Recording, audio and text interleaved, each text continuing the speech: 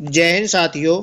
इस वीडियो में हम बात करने वाले हैं दिल्ली पुलिस की नई भर्ती 2024 के बारे में। 2024 की नई भर्ती आने वाली है, उसके बारे में इस वीडियो में हम बात करने वाले हैं।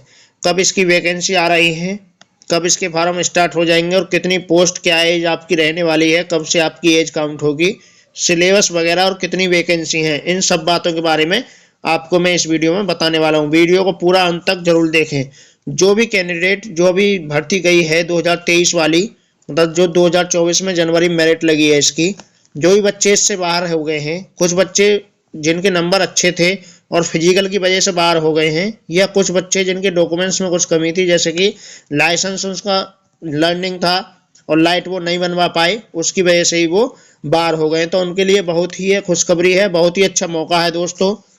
तो ये वैकेंसी आपकी जल्द ही आ रही हैं। तो सबसे पहले दोस्तों इसकी पोस्ट की बात करें तो 4853 इसमें आपकी पोस्ट रहने वाली है। 4853 पोस्ट रहने वाली है, जिसमें 3398 पोस्ट फीमेल मेल की और फीमेल के लिए 1455 पोस्ट। 4853 में से मेल के लिए 3398 पोस्ट और फीमेल के लिए 1455 पोस्ट ऑल ओवर इंडिया यह वैकेंसी आपकी रहने वाली है। लगातार इसमें दिल्ली में वैकेंसी निकाली जा रही है। आपने देखा होगा कि होमगार्ड की भी 10,000 कुछ वैकेंसी अभी निकाली गई हैं। यहाँ पर फोर्स ये बढ़ा रहे हैं, तो इस वजह से आमतौर पर 2 या 3 साल में ये वैकेंसी आती है दिल्ली पुलिस की। तो अब की बार इन्होंने ये 4853 जो वैकेंसी निकाली है ये जल्द ही निकाल दी है। अब दोस्तों इसमें क्वालिफिकेशन की बात करें तो आपको पता ही होगा कि 12th पास इसमें लेते हैं।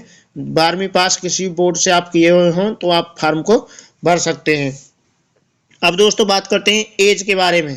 तो एज की बात करें तो जनरल ईडब्ल्यूएस की 18 से 25 साल एज रहने वाली है इसमें, ओबीसी के 18 से 28 साल, एससी एसटी के 18 से 30 साल। तो ये केंद्र की भर्ती है। इसमें जो मतलब सर्टिफिकेट लगेंगे आपके केंद्र के हिसाब से लगेंगे। जैसे आप जनरल में आते हैं केंद्र में या ओबीसी में आते हैं, वो आप इस प्रकार से देख लें। अब जो एज की गणना आपकी की जाएगी वो 1 जुलाई 2024 से की जाएगी। अब जो आपकी एज की गणना होगी वो 1 जुलाई 2024 के आधार पर की जाएगी। 1 जुलाई 2024 पर कितनी एज आपकी हो रही है। तो जनरल और ईडब्ल्यूएस की जो इसमें एज है वो 18 से 25 साल है, या अदर स्टेट वाले जो इसमें फार्म भरेंगे वो जनरल में काउंट होंगे, उनकी एज 18 से 25 साल ही मानी जाएगी।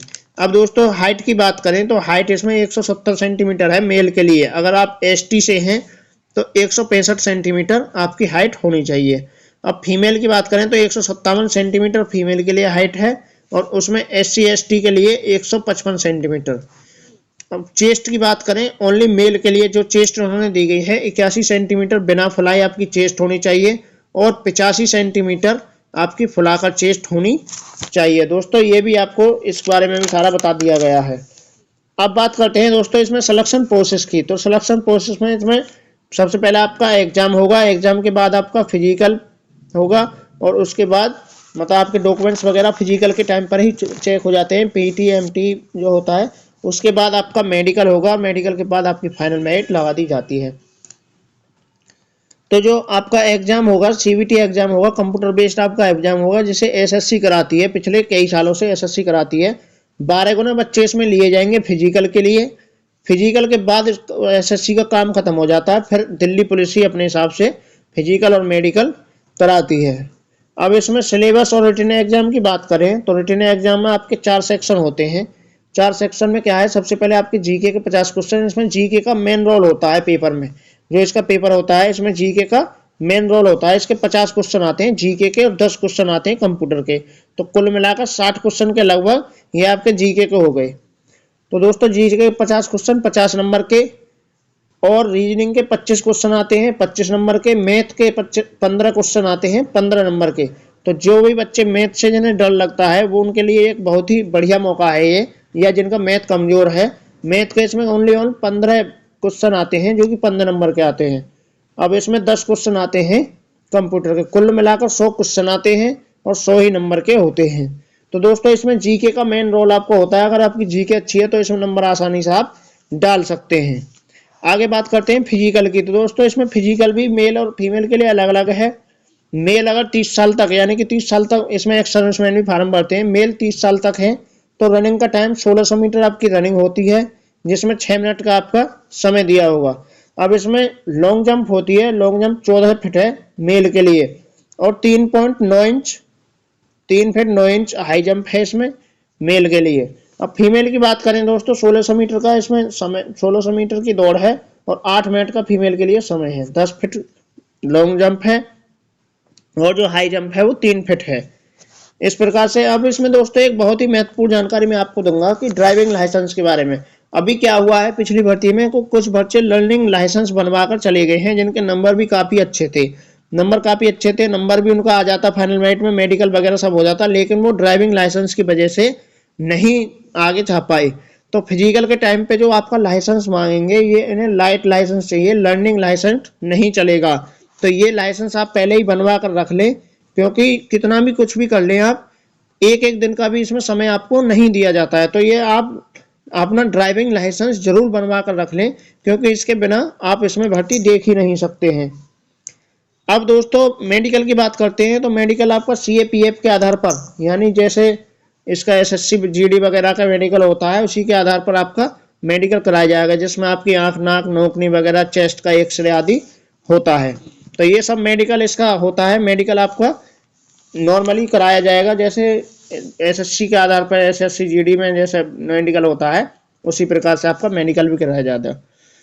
अब अप्लाई फीस की बात करें तो जनरल EWS और OBC इनके लिए 100 रुपये अप्लाई फीस है। यदि आप फीमेल हैं, SC ST से हैं तो कोई भी फीस आपको देनी नहीं है, या आप एक्स सर्विसमैन हैं तो फिर भी आपको कोई भी फीस नहीं देनी है। अब सबसे महत्वपूर्ण बात लास्ट में मैं आपको बताने वाला हूं कि अप्लाई डेट।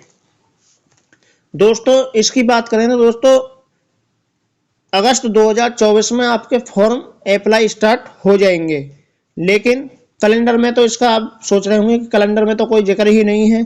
तो दोस्तों जो कैलेंडर आता है आपका, जो पिछली भी वैकेंसी आई थी उनका कोई भी जिक्र नहीं था। जो नई वैकेंसी आती है उन्हें कैलेंडर में रिवाइज कर दिया जाता है। जैसे SSC की वैकेंसी आई थी अभी पिछली बार, तो वो कैलेंडर में नहीं थी, तो उन्हें रिवाइज कैलेंडर में दोबारा से डाल दिया जाता है। इस प्रकार से मतलब कैलेंडर की आप चिंता ना करें, तो ये अगस्त में आपके फॉर्म स्टार्ट हो जाएंगे। पेपर इसका कुछ दिन बाद होगा, क्योंकि फॉर्म के बाद में अब क्या पता कब ये पेपर कराए, SSC पेपर कराएगी इसका। तो दोस्तों कैलेंडर भी इसका जल्दी ही जारी हो जाएगा, तो कैलेंडर में इसके में आने वाले जो दोस्त ये ना सोचें कि कैलेंडर में ही वैकेंसी नहीं आई तो आएगी ही नहीं, ऐसा कुछ नहीं है दोस्तों। दिल्ली पुलिस में जो है ये वैकेंसी बढ़ा रहे हैं, मतलब फोर्स कुछ बढ़ा रहे हैं, जैसे इन्होंने होमगार्ड की भी निकाली है, और मुझे लगता है कि ये वैकेंसी भी आपकी बढ़ने वाली है दोस्तों। तो आप जो भी कैंडिडेट इन वैकेंसियों में से रह गए हैं, जिनका कुछ नंबरों से रह गए हैं या कुछ डॉक्यूमेंट से या फिजिकल से रह गए हैं, वो अपनी तैयारी बनाए रखें। वैकेंसी आपकी बहुत जल्द ही आने वाली है दोस्तों, तैयारी बिल्कुल ना छोड़ें। और लगभग इस साल के लास्ट तक आपका इसमें पेपर होने वाला है, नवंबर-दिसंबर तक पेपर कंफर्म हो जाएगा। तो दोस्तों अपनी तैयारी जारी रखें, बनाए रखें। वीडियो अच्छी लगी हो तो वीडियो को लाइक और चैनल को सब्सक्राइब जरूर कर लें। जय हिंद, धन्यवाद साथियों।